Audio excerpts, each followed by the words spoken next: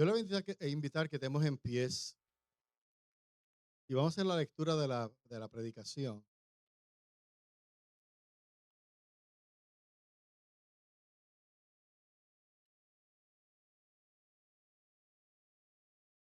La lectura de la predicación se encuentra en el Salmo 139, versículos 1 al 4.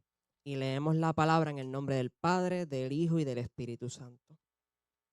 Señor, tú me examinas, tú me conoces, sabes cuándo me siento y cuándo me levanto.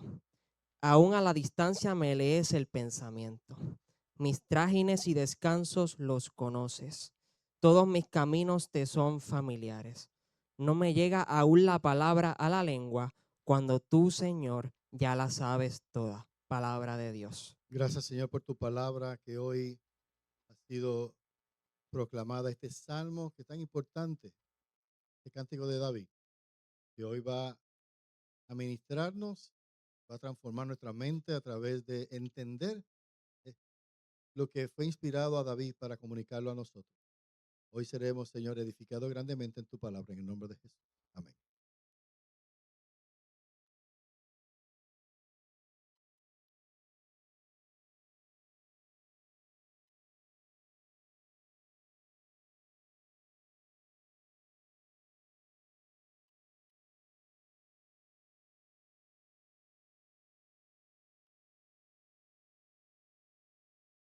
Damos gracias al Señor en esta mañana que nos permite, ¿verdad?, estar aquí unidos, juntos, en comunidad, para escuchar lo que el Señor va a hablar. Eh,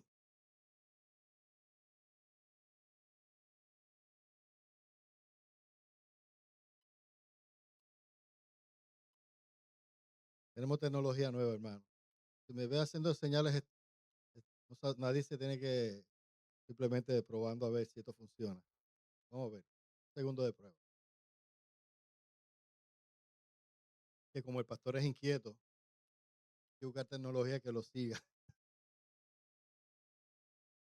Este, pues hoy queremos predicar la palabra del Señor y, y queremos eh, partir de esta lectura de Salmo. Ya el domingo pasado predicamos sobre un Salmo de David, uno de los salmos acreditados a David, aunque habíamos hablado de que ese salmo acreditado a David, pues muchos lo han acreditado a otros salmistas, ¿verdad? Luego, durante el tiempo del posexilio, este, hermano, yo hablo de estas cosas, de estos temas, cuando usted habla estas palabras, yo digo posexilio, todas esas cosas nosotros las explicamos en nuestros estudios de los miércoles. Si usted no viene al estudio de los miércoles, donde entramos en detalle, posiblemente muchas veces, pues, eh, eh, como que no lo entiende. Pero el post-exilio, me gusta explicarlo, tiene que ver con esa transición que el pueblo de Israel tuvo luego de haber sido, cuando los babilonios movieron en una segunda tanda, como se dice, un segundo grupo, invaden Jerusalén y la llevan como un pueblo prácticamente esclavo a Babilonia, y ahí van a estar 70 años. 70 años están allá porque eh, fallaron en el cumplimiento de la ley al punto que llegó el juicio. ¿Sabe? Llega, Israel fallaba y fallaba y fallaba, Dios lo perdonaba y lo perdonaba y lo perdonaba, pero Dios es grande en misericordia, ¿verdad que sí? Es lento para la ira y grande misericordia. Ahora, si usted ve la ira de Dios en función, es porque parece que usted ha estado haciendo cosas bien, bien, bien fuera de orden y llevaba mucho tiempo. Y aunque Dios es lento para la ira y grande misericordia, llega un momento donde Dios tiene que enviar juicio porque Dios es justo. Y una de las cosas que la gente no entiende de la Biblia es que cuando usted ve estos eventos de donde Dios interviene en la historia, y aún hace desaparecer pueblos. No es porque ese pueblo era el pueblo, era la ciudad de Orlando, de Disney, donde usted iba a hacer celebraciones y pasarla bien en entretenimiento. Cuando eso ocurría, era porque esa gente habían hecho unos actos inmorales tan fuertes y se había convertido en una cultura tan y tan y tan inmoral que ya llega al punto de que va a afectar todas las demás y va a echarla a perder. Y Dios, para preservar todo lo demás, prefiere votar o cortar un pedazo y sacar qué. ¿Lo qué? ¿Qué usted hace cuando, digo, yo no sé si usted lo hace, pero yo, yo tengo un pedazo de queso que está bueno y yo veo como que se le pegó como que un limito en una esquina. Yo no lo voto. Usted quizás lo vota, pero si yo tengo hambre, para decir, ¿tengo qué? Hambre. Si usted tiene chavo para votar, pero cuando no hay, yo me acuerdo en el colegio, cuando yo tenía, cuando está en el colegio, que todo vale, uno veía, yo veía hasta el pan y veía que el pan le daba como que el limo, yo le cortaba qué. Esto yo no, si usted tiene, yo vengo de abajo. ¿Qué yo hacía? Le cortaba el pedacito qué. Ah, no, pero yo he visto familias que cuando ven que la tapita del frente está media jara, agarra el pan completo y ¿qué hace? ¿Y qué hace? Y dice, no, y después hace, uy, eso. Pero cuando usted no tiene recursos, ¿cuántos son de los míos, de los que no tienen recursos? Que usted dice, vamos a cortarle el pedacito malo y nos comemos ¿qué? Lo bueno. Era como la guayaba. La guayaba, si no había mucha guayaba y usted veía el gusanito así, habían dos cosas. O bota la guayaba, o bota el pedacito, o decía, como decía, esto es proteína. ¿Cuántos eran de esos? De esos que dice, esto es proteína para adentro. Habían días, cuando había mucha, uno decía, pero cuando no había más que una guayaba, ¿qué uno hacía? Cambiaba, decía, para adentro. Pero, ¿qué puede hacer un gusanito que está comiendo guayaba? Es igual que todo un gusano grande. Él es un gusano chiquito. Si hubiera un T-Rex viviendo este tiempo, un dinosaurio, tú te comías el gusanito, la guayaba y el dinosaurio te comía a ti. Tú eras otro gusanito. ¿Ah? Quiero que pueda ver esto. ¿Saben? No nos lancemos al discurso muchas veces liberal que dice, Dios injusto, que desapareció esa nación.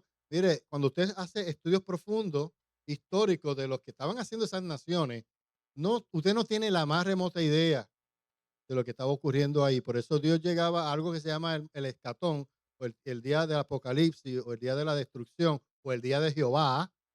Cuando la Biblia habla del día de Jehová, era porque la cosa se había puesto tan mala que Dios la hacía desaparecer. Por eso es que cuando hablamos de esas palabras, ¿verdad? Del exilio, posexilio, Israel ha sido llevado al exilio para un juicio. Ahora cuando viene del exilio, cuando tú vienes de la disciplina y del castigo, normalmente aprendes. O aprende para bien o aprende para mal y termina desapareciendo y siendo. Pero Israel aprendió en el exilio, cuando estuvo en Babilonia y se deshizo de los ídolos.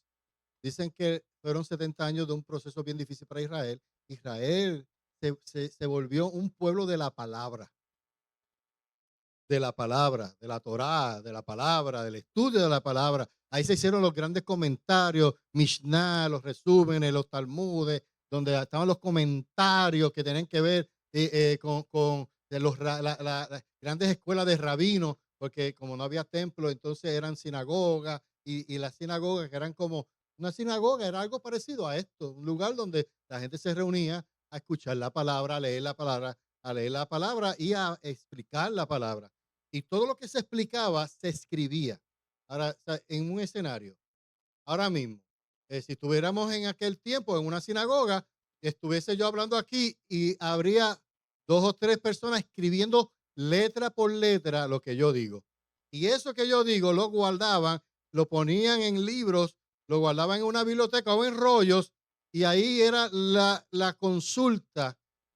O sea, si usted iba a buscar la Biblia, leía la Biblia, usted iba ese era el comentario, esa era la consulta. Usted tiene hoy en día que la grabación en Spotify y tiene los mensajes guardados. Se supone que usted, si no entendió algo de lo que yo expliqué aquí, que lo más probable es que hay cosas que usted no va a entender. ¿Por qué? Porque nuestro mensaje no es de chiji. El mensaje de Casa de Bendición, un mensaje que de la palabra, un mensaje que entramos en profundidad de palabra. Si usted es una persona que no tiene la disciplina de escuchar, la disciplina de atender, tomar nota o de preguntar, usted entonces nunca va a aprender. Pero si usted es de los que escucha y vuelve y escucha, usted va a aprender. ¿Ok? Si no entiende, como hacen personas aquí que termina el servicio, pastor, usted usa una palabra que yo no entendí. ¿Y qué yo hago? ¿Se la explico o no se la explico? Se la vuelvo y se la explico. Eso era una dinámica de sinagoga en aquel tiempo, donde se explicaba la palabra. La gente tomaba notas, se consultaba. Pues de esa dinámica es que se comienzan a escribir también salmos, donde se le da su centralidad es reconocer al Dios que reveló la palabra y que esa palabra está puesta en nuestro corazón, se aprendía para que la palabra entonces dictara decisiones que manejara con temas de la voluntad humana, para que ayudara a ser creativo, porque hoy el pueblo judío y el pueblo de Israel es un pueblo con unos altos niveles en conocimiento. Ese conocimiento, ¿de quién lo recibían? ¿Lo recibieron de dónde? De las universidades. No, lo recibieron de la palabra de Dios. Si tú conoces bien, escuche bien, hermano, si usted hace una vida de, de disciplinada, de entrar en la Biblia, en este libro y escudriñarlo y aprenderlo, yo le aseguro, no tengo ninguna duda, que usted tendrá la sabiduría para enfrentar cualquier problema que usted tenga, cualquier problema que usted tenga, va a tener, que tenga que resolver aún en su trabajo. Principios de liderazgo, estrategias para hacer cualquier tipo de emprendimiento, lo encuentra en la palabra. Y qué bueno cuando viene de Dios. Entonces, eso te da éxito porque lo que tú alcanzas, lo alcanzas desde qué? Dándole valor a qué, a la qué, a Dios por su palabra. ¿Ven? Y eso es lo que pretendemos en esta dinámica que está pasando aquí. Es que usted se lleve este mensaje, se haga parte de su mente, de su vida, de tal manera que cuando usted lo aplique en su vida, en su realidad normal, en lo normativo de la vida, usted sea una persona que, y lo voy a decir de la jerga común, tenga lo que llaman éxito. Pues el éxito real se da cuando usted parte de un entendimiento, de una base cognitiva de la palabra de Dios. Porque son los valores de Dios, del reino. Tus actos no van a tener, no va a ser un acto de injusticia. Mire, yo he conocido gente que llegó aquí, que tiene su empresa, y yo recuerdo una persona que se sentaba conmigo, que ya no está con nosotros, pero esta persona me decía, desde que estoy aplicando y desde que he aplicado la palabra de Dios en mi vida y en mi empresa, he visto que la empresa avanza. He visto el fruto de Dios en lo que yo hago. Y un momento dado me invitó, porque esta persona lo trajeron a Puerto Rico para cerrar una empresa. Y cuando él se reúne conmigo y me dice, dame, que quería buscar sabiduría de Dios para desarrollar un proceso de cómo despedir la gente siendo justo, lo que es difícil, porque nunca es justo cuando usted va a despedir gente de trabajo, va a cerrar una empresa. Y esta persona, sentado, nunca se me olvida, sentados los dos, tomándonos un café, y yo le digo, ok, eso es lo que tú me traes ahora. ¿Qué tal si a Dios te trajo a ti no para cerrar? Porque Dios es Dios de nuevos comienzos. ¿Qué tal si Dios te trajo para que tú tengas sabiduría? Y no es que lleves al cierre, sino que lleve la empresa a la próxima etapa, un nuevo comienzo. Y él se queda mirándome así. ¿Y tú crees que eso es posible? Sí. Porque es que el Dios que yo conozco de la Biblia hace cosas nuevas. Ahora, ¿por qué tú estás hablando conmigo? ¿Por qué Dios en su providencia, en su soberanía, te trajo a sentarte con este servidor para decirte a ti, no vas a cerrar, al contrario, tú vas a planificar y vas a ver lo que hay. Va a permitir que esta empresa comience una nueva etapa y así ocurrió. Ahora yo creo en esto. Yo creo en la palabra de Dios. Y yo creo que Dios, como dice el tema de esta predicación, Dios tiene cuidado de ti. Ya conmigo, Dios tiene cuidado de mí. ¿Sabe? Yo creo que Dios tiene cuidado de mí. ¿Sabe? Dios no es un Dios de actos extraños, eh, como muchas veces ocurre con gente que se acerca a ti y tú los miras y se acercan a ti y vienen con una intención oscura. No, Dios no es así. Dios es Dios creador de todas las cosas y Él ama su creación. Y Él ama a quien creó. Ahora, lo que hace no necesariamente es algo que Dios ama porque Dios es un Dios de orden, un Dios de valores, un Dios de hacer las cosas de la manera correcta. Por eso que el escritor de este salmo, David, va a hablarnos sobre el Dios con quien él se relaciona. Porque si yo digo que Dios tiene cuidado de mí, yo tengo que también saber que ese Dios que tiene cuidado de mí, necesito conocerlo. Necesito conocerlo. Y cuando leemos el salmo de eso, este salmo habla de dos temas, la omnisciencia de Dios y habla de la omnipresencia de Dios. Hay dos temas muy centrales en el escrito de este salmo. Dios es omnisciente, habla del carácter de Dios. Dios es, y ya ustedes son expertos en eso, así que como yo di todo un seminario aquí sobre el carácter de Dios, cada uno de ustedes tiene en su database guardada información de lo que viene los miércoles, información sobre el carácter de Dios. Pero usted ahora va a recibir sobre eso, el carácter de Dios, dentro del carácter de Dios, dentro de parte de lo que es el carácter de Dios y quién es Él. Él es omnisciente, Él sabe todo. Dios te conoce bien profundamente y Él sabe, como dice el salmista, Él sabe hasta la hora que tú te vas a acostar y a la hora que tú te vas a levantar. Él nos conoce. ¿Por qué? ¿Por qué? Porque es, valga la redundancia, porque te qué, te conoce. El que te conoce bien sabe a la hora que tú te acuestas, ¿cierto? Es una forma de decir Dios me conoce. Este sabe, hay gente que se acuesta cuando el gallo canta. Y hay gente que yo los conozco, yo los veo así y yo digo, ya tiene sueño, le llegó la hora de dormir. ¿Eh? Y también uno sabe la hora en que se va a levantar. Este es madrugador, hay gente que son madrugadores, hay otros que son qué, que se levantan tarde. ¿Cómo que le llaman? Morning people. Y el otro es qué. Hay gente que son morning people, que hace las cosas en la mañana. Hay gente que son más como evening people, que son gente más de tarde, que funcionan más de noche. Mi problema es que yo funciono, mi mente está en su peak después de las 11 de la noche. Muchas veces. O sea, yo estoy trabajando y a veces tengo que cortar y cortar. ¿Por qué? Porque todo lo que yo entro en un proceso de revisar el día y las cosas que no resolví, en que empiezo a buscar solución. Y si algo no salió bien a las 3 de la tarde, mi cerebro está tratando de resolverlo a las 10 de la noche y a las 11. Y tengo que pedir al Señor que apague la computadora para yo poder dormir. Hay gente que somos así. ¿Sabe que Dios conoce quiénes somos? ¿Sabe? La omnisciencia de Dios no, le permite a Dios saber cómo va a terminar tu día. Cómo comienza y cómo va a terminar. ¿Ah? Cada idea y pensamiento que pasa por tu mente pasaron antes por la mente de Dios. O bueno o malo. Por eso Dios conoce tus buenos pensamientos y tus ¿qué?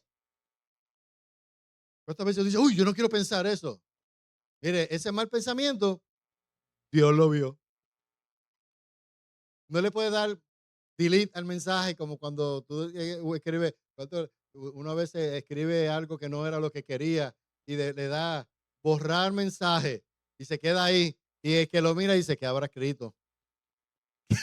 Es más, ha habido gente que dice, ¿qué fue lo que...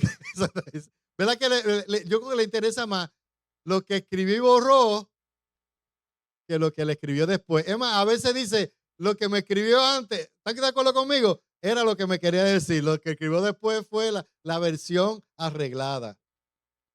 Dios nos conoce. ¿Ah? ¿Sabe? Antes de que tu mente procese una idea, Dios la anticipa. ¿Ah? ¿Sabe? Es como si Dios viviera cronológicamente adelantado a la realidad del tiempo nuestro. Mira, eh, yo en estos días, bueno, yo creo que es obvio que casi todo el mundo está pendiente a la final, la expectativa de lo que va a pasar. Pero yo digo, hablando terrenalmente, buscando ejemplos, ¿verdad? De mentes que anticipan cosas, yo pienso, digo, y no quiero aquí una apología de Messi, pero voy a hablar de Messi. ¿Puedo hablar de Messi? ¿Cuánto me permiten hablar de Messi? Ah, solamente voy a decir algo. Yo sé que hay algunos de Ronaldo aquí, sí, pero por favor, pero los colores de la ropa yo los veo. No son los de ciencia. No, no, no. Pero quiero hablar de historia, lo que pasó en estos días. Por eso tengo que hablar de Messi. Si no hubiese sido Cristiano Ronaldo, pues otra cosa. Pero tengo que hablar de Messi. Cuando yo estoy viendo este juego y yo veo a Messi jugar, yo no sé, yo soy bien, ¿sabe? Yo soy un neófito en fútbol. O sea, yo soy neófito en fútbol. Yo estoy aprendiendo fútbol hace un tiempo para acá. Pero ya he ido aprendiendo cuando observo los jugadores. Me gusta fijarme en un jugador y mirar lo que está haciendo. Así que yo lo observaba. Entonces, he visto que cuando Messi mueve la bola, no la mueve por casualidad. Está anticipando algo.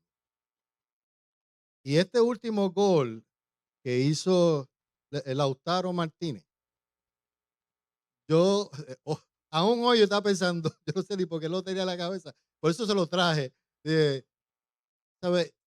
Mucha gente dice que Lautaro fue el que hizo el gol, pero muchas dicen, ese gol lo hizo Messi, porque en realidad Lautaro fue, la cabeza de Lautaro fue una esquina que usó Messi para meter la bola de gol.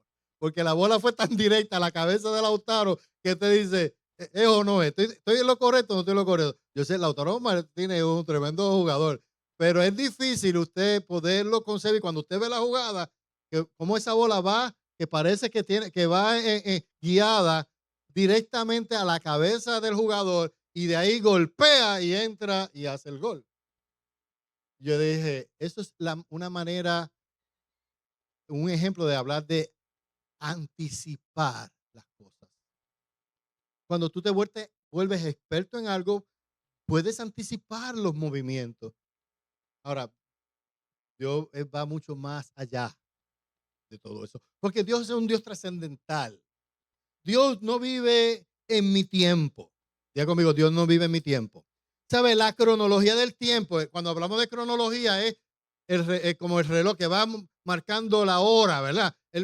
¿Sabe? Dios no vive en mi hora, Dios no vive en tu hora, Dios vive adelantado a tu hora, más allá, porque Él vive fuera, Él ve todo antes de que ocurra, después que ocurre, Dios lo ve que todo. A la gente humana no le gusta eso. Por eso es que Dios es omnisciente. Dios está fuera del tiempo y Él ve las cosas desde antes que ocurran. ¿Por qué? Porque Él es el iniciador de todas las cosas. Ese es el Dios que está hablando David. Para Dios nada de lo que acabamos de concebir en nuestra mente es nuevo. Nada nuevo para Dios. Lo nuevo e innovador para nosotros o para ti es noticia vieja para Dios. Lo que a ti tú ves, wow, esto es lo último. No, para Dios eso no es nuevo. Dios vive fuera de tiempo, por eso es trascendental. Cuando hablamos Dios es que trascendental. Es que vive fuera de qué? Del tiempo. Dios ve anticipadamente todas las cosas. Cuando tú conoces a Dios y te relacionas con Dios y tienes confianza en Dios, eso te permite descansar. Porque tú dices, Dios, tú conoces todo. Tú conoces mi mente, tú conoces mis acciones. David hablaba de esa manera. O sea, por eso es que traigo porque es importante relacionarse con Dios de esta manera. Por eso es que yo puedo decir que al conocer a Dios, y David lo conoce, él puede decir que Dios, y yo podría decir que Dios ha estructurado un sistema de seguridad para ti. ¿Se ve? ¿Dios qué? Dios ha estructurado un sistema de seguridad para ti. Y David habla de eso. David lo entiende, dice, oh Señor, tú me has escudriñado y conocido, tú conoces mi sentarme, mi levantarme. Él conoce todo. ¿Ah? Dios no tiene que estar cerca de nosotros para entender nuestros pensamientos. Él los comprende. Por eso que ese verso 4 dice, aún antes de que haya palabra en mi boca, oh Señor, tú la sabes. ¿Qué? Por eso, dice, tú la sabes todas, por detrás y por delante, me has qué.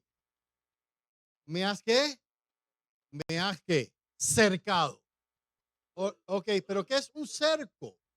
Un cerco es algo que hacían cuando habían guerras, en las batallas antiguas. Un cerco era lo que se hacía para sitiar, estoy también usando otras palabras, era una barrera marcaban un perímetro para que el pueblo que se iba a invadir no pudiera ir a buscar recursos. Creaban un perímetro, una zona donde estaba vigilada, y esa zona vigilada, ese momento, esa zona vigilada, ahí se perdió la tecnología. Esa zona vigilada era lo que se llama el cerco. El cerco era en contra. Era en contra, era en contra. Pero también cuando tú estabas protegiendo y tú conquistabas un lugar, tú creabas un cerco también para proteger. Por lo tanto, el cerco puede servir para dañar, pero también el cerco puede servir ¿para qué? Para cuidar. Ahora, Dios es un Dios que, si Dios es bueno, si Dios es un Dios que te creó, que te guarda, que te cuida, que tiene un plan contigo. Él ha creado un cerco para protegerte. ¿Protegerte de qué? De ti mismo.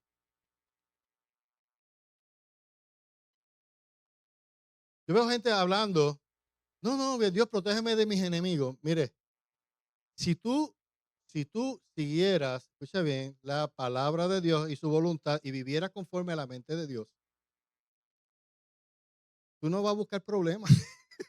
Muchas veces los enemigos los tenemos porque los buscamos. Andamos metidos en zona de peligro. Y en zona de peligro hay bombas, hay peligro, hay peligro. ¿Qué hace Dios? Dios pone un cerco para tratar de evitar que usted se meta. Cuando tú te metes, como decimos en la jerga evangélica, cuando tú te metes con Dios.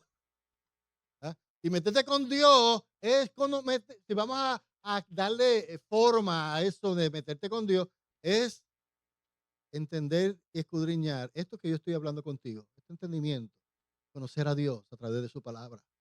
Métete con Dios y meterte en la palabra de Dios de tal manera que ella comience a formar tu mente para que entonces se forma ese cerco. ¿Sabes? Es como que Dios te da, te crea en tu cabeza y en tu pensamiento la capacidad de poder darte cuenta por dónde no te puedes meter. Y tú dices, por ahí no voy a entrar. voy a cambiar mi estrategia, voy a cambiar mis planes, voy a cambiar. Cuando tú aplicas eso a tu vida entera, hay cosas que te vas a evitar. Diga conmigo, hay cosas que me voy a evitar. Nos vamos a evitar muchos problemas, pero cuando nos salimos de ese pensamiento de Dios, de esa práctica de vida, entonces alguien va a alimentar esa área de tu vida y ahí es donde va a venir el tiempo peligroso. Ya conmigo, el peligro se puede evitar si la palabra de Dios guía mi mente. ¿Sabe? Dios tiene cuidado de nosotros porque el conocerle a Él nos permite vivir en esa comunión con Dios, que tú comienzas a ir. Qué lindo cuando tú te sientes que vas por donde tienes que ir, por la ruta correcta. Qué lindo cuando tú te sientes claro y en paz y tú dices, wow, pero por aquí era que debía haber ido. ¿Verdad qué lindo es eso? Que tú dices, qué bueno, me levanté hoy, no con el pie izquierdo, me levanté con el pie derecho. Las decisiones van caminando, van caminando. Oh, yes, voy bien. Tu mente está conectada al plan de Dios, a lo que Dios quiere que hagas. Sí, mire, el profeta Jeremías en un momento dado, en un tiempo muy difícil, él dijo, lo dice Jeremías 12:3, pero tú me conoces, oh Señor, tú me ves y compruebas la actitud de mi corazón para contigo. Ya conmigo, actitud. Ahí es donde comienzan las cosas a fallar. ¿Verdad que una vez se levanta con actitud? ¿Cómo que usted dice? ¿Cómo que usted dice? Hoy me levanté como qué? ¿Ah? Como agua para chocolate. ¿Qué significa eso? La jerga boricua. Para que no ¿Qué significa ese asunto? Yo me levanté hoy como agua. Estoy hervido. Estoy hervida. Estoy estoy como agua hervida que pela gallina. Pero los que no vivieron en el campo y vieron cómo era que se pelaba la gallina, mira, era con agua hirviendo, se metía la gallina y se esplumaba. ¿Ah? Hay días que nos levantamos con actitud. Y ahí es donde tenemos que ir delante del Señor. Decirle, oh, aquí estoy. Hoy sí que te necesito. Pero es difícil cuando uno está en actitud. Porque hasta cuando llega, se le llega si llega a escuchar de momento se le activa algún mensaje del pastor y dice, ahí va a estar, ahí está el pastor. Págalo. Viene con eso. Decirme, viene a atormentarme. No, pero ¿quién es que está? Ahora, si eso, si cuando tú escuchas la voz del pastor y algo dentro de ti dice, ahí viene el pastor, viene a atormentarme, ¿quién es ese dentro de ti? ¿Tu buen lado o tu mal lado? Tu buen lado no es, ese es tu lado oscuro. Esos son los pichones esos tuyos que tienes ahí cejados que lo estás liberando poco a poco. Cuando hablo de eso, esas estructuras de pensamiento que están siendo renovadas y transformadas, y muchas veces nos levantamos desde ese lado, pero eso es normal, el Señor. ¿Ah? A veces que yo mismo ni me quiero escuchar. Yo no me quiero escuchar a mí mismo. Pero ahí me tiro de rodillas y le digo, Señor, ten piedad de mí. David lo sabía, lo entendía así. ¿Ah? Y por eso entendía que Dios lo había cuidado. Y Jeremías lo entendía. Dice, y comprueba la actitud de mi corazón para contigo. Ahí es donde entramos en lo próximo que David no, y que yo puedo ver, ¿verdad? De este diálogo, de este salmo, de esta expresión, de esta alabanza de David hacia Dios, es que Dios te cuidará, pero que Dios te guiará siempre de su mano. No te preocupes, no procures escapar de Él, o no te puedes escapar de Él. Dios te guiará siempre de su mano, no te puedes escapar de Él. Diga conmigo, no me voy a escapar de la mano de Dios. ¿Tú has visto cuando el niño que tú lo agarras? Yo estoy experimentando ahora con Eider, que ella a veces, a mí me encanta cuando ella me agarra el dedito y me la aprieta así, pero llega el momento que me hace así. Y cuando me hace así, yo me siento, ay Dios mío, ¿qué va a hacer? ¿Qué va a hacer? Porque ella está entrando en esa etapa de que agarra todo y está más curiosa que nunca. Eso, yo no vivo con ella, yo vivo ratito. Pero ese momento cuando tú te sueltas de la mano de quien te protege, tú estás diciendo en ese momento, yo quiero ser qué. ¿Qué te dice? Yo quiero ser yo. Eso es normal. Eso es parte. Dios no tiene problema con que tú seas tú, siempre y cuando ese tú sea conforme a su diseño, sea conforme a su plan, sea conforme a su imagen y semejanza, sea conforme como Él lo planificó antes. Pero cuando ese ser tú es un enemigo de Dios, estás poniendo en peligro no solamente tu vida, la vida de todos los que están contigo y todo lo que está a tu alrededor y todo lo que has planificado, todo lo que has logrado. Y el deseo de Dios es que tú sigas progresando, que tu vida sea una vida donde tú puedas celebrar, celebrar, celebrar lo bueno que Dios ha sido. ¿Cuánto le gusta celebrar lo bueno que Dios ha sido? Amén. El deseo de Dios es que eso se dé, pero no siempre ocurre así. Por eso es que Dios te guiará siempre. De su mano no te puedes escapar. Por eso que decía David, aún reconociendo él, viendo él a Dios como el Dios omnisciente, el Dios que sabe todas las cosas. Él sabe que Dios lo lee. Él dice, ¿a dónde iré de tu espíritu? ¿A dónde huiré de tu presencia? Si subo a lo alto, al cielo arriba, allí tú estás. Y si me voy al Seol, al lugar de los muertos, como se entendía en aquel tiempo, dice, si aún en el Seol preparo mi lecho, como hablando mi muerte, allí tú estás. Si tomo las alas del alba y si habito en lo más remoto del mar, allí me guiará tu mano y me tomará tu diestra. Ahora, ahí pasamos de simplemente estar en un lugar y es decir, allí va a estar tu mano conmigo. Aún en el momento cuando sea, parece que estoy a punto de morir, que ya estoy planificando mi muerte, que me van a enterrar.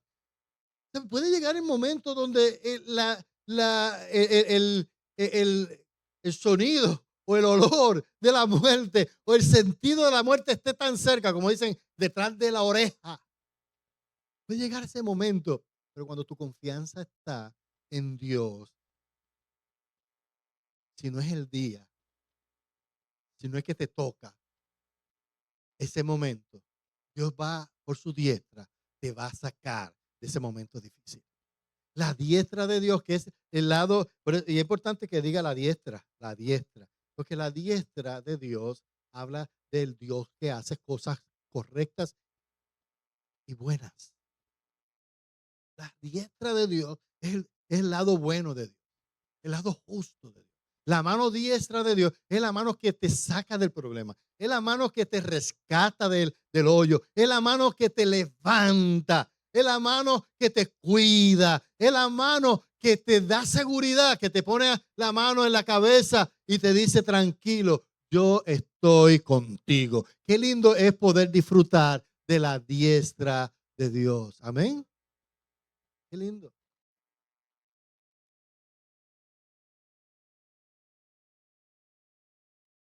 Me tomará tu diestra. Digámosle al Señor que tu diestra esté conmigo, que tu cuidado esté conmigo. O sea, yo te quiero ayudar en la oración. El Señor te quiere ayudar en la oración. Que tu oración, esto sea parte de esa oración que tú tienes. ¿Ah?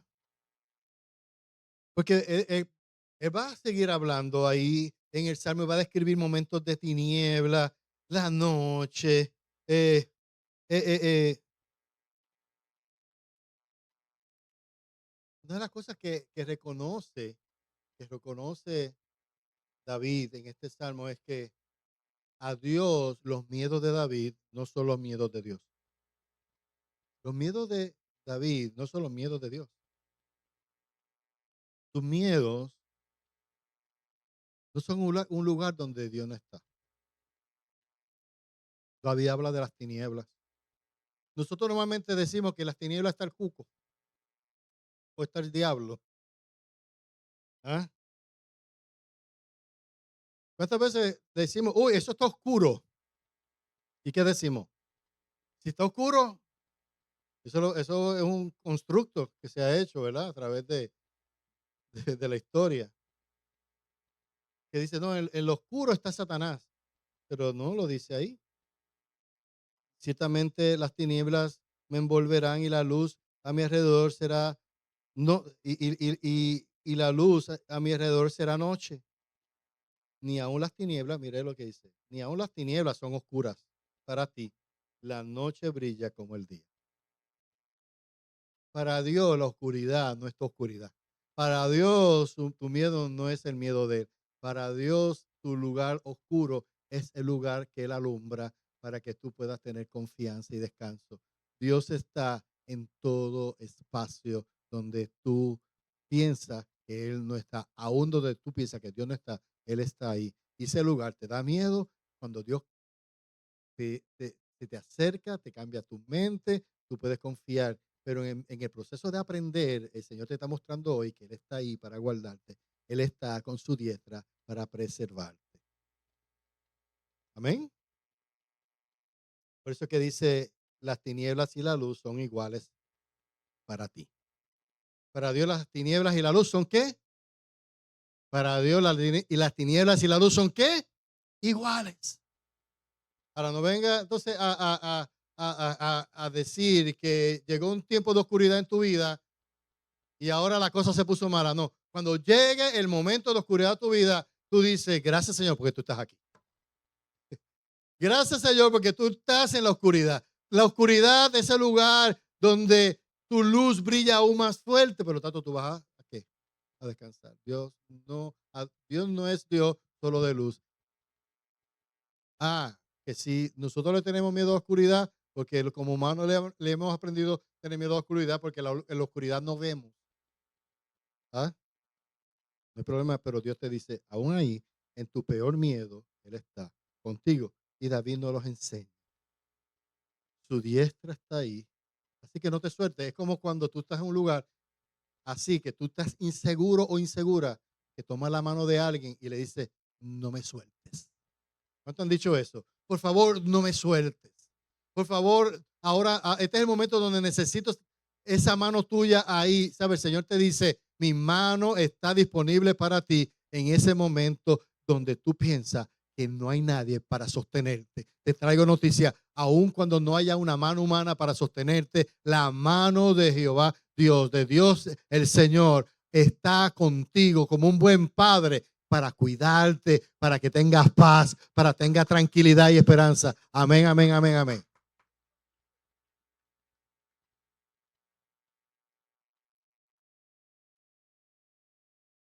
Por lo tanto, puede que un momento dado el escenario en que tú estás viviendo parece que está siendo probado y probado. Va a llegar un momento de eso. Pero la prueba que Dios permite busca despertarte y guiarte por el camino correcto. La prueba que Dios permite busca despertarte. Ya conmigo, despertarme. ¿Sabe? Hay momentos difíciles. ¿Para qué? ¿Para qué? Despertarte. Él conoce tu qué, tu dormirte y tu despertarte. El dormirte no necesariamente es la hora que te acuestas. Es el momento cuando de repente comienzas a perder la conciencia de lo que estás viviendo, de la realidad. Dios está ahí. Él sabe cuando tú te desfalleces. Él sabe cuando tu fuerza se agota y entras en un estado como yo le iba a decir comatoso, eso es como que un poquito fuerte, ¿verdad? Pero entras en un estado, ¿verdad? Como de somnolencia, ¿verdad? Tienes sueño, porque el miedo causa muchas veces sueño. Pierde la fuerza. entras en un estado de somnolencia, pero el Señor sabe que en ese momento Él está ahí.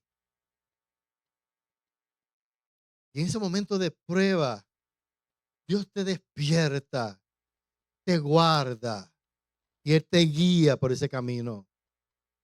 ¿Ah? Así que las pruebas que Dios te pone es para despertarte a una conciencia clara de que caminas en la ruta correcta. ¿Ah? Por eso el salmista decía, y finalmente, y con esto quiero cerrar, escudriñame, oh Dios. Escudriñarte es entrar en lo profundo, en los sentimientos más profundos, en las áreas más profundas de tu cabeza, de tu vida. Conoce mi corazón, pruébame y conoce mis inquietudes. Me canta este cierre. Y si hay en mi camino malo, y guíame en el camino eterno. ¿Ah? Ese se llama el camino de la verdad, el camino correcto. El camino eterno es el camino que no termina. Y el concepto que hay del camino eterno no se da en la nada. Cuando tú vas caminando por un lugar como estos lugares desérticos, sé que habían de momentos caídas donde gente que podía ir caminando y no estaban despiertos, que habían sido afectados por lo inhóspito del sol, por las temperaturas, la gente se perdía y muchas veces la gente se desbancaba, se iba por risco, se caían y no se habían dado cuenta porque estaban ¿qué?